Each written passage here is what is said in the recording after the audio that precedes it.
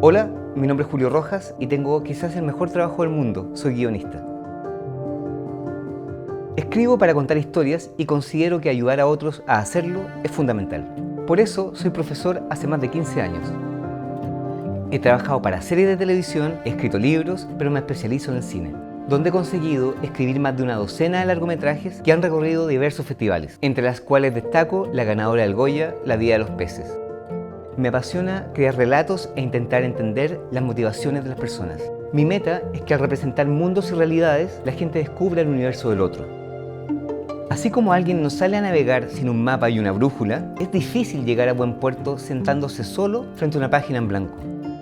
Por eso, antes de escribir, recopilo todo lo necesario en una herramienta llamada la carpeta de guión. Esta herramienta es el principal instrumento creativo del guionista, que le indica el camino para construir una historia desde cero hasta un tratamiento terminado.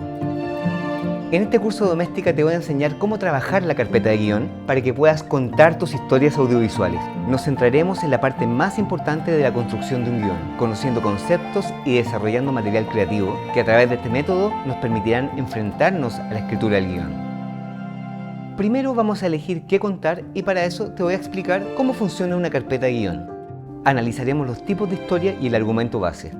Veremos puntos de vista y narradores y estructuras narrativas básicas.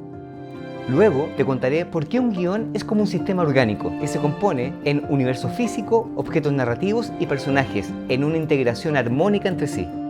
También veremos vectores, acciones, barreras y conflictos.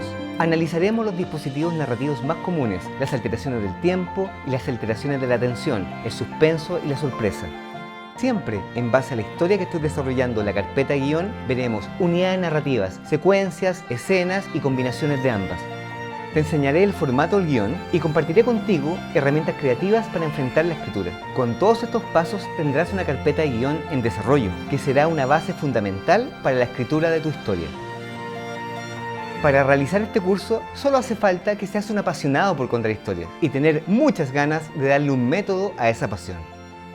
Necesitarás un computador y una cuenta gratuita en el programa Workflowy, algún procesador de texto como Word o en su defecto lápiz y papel.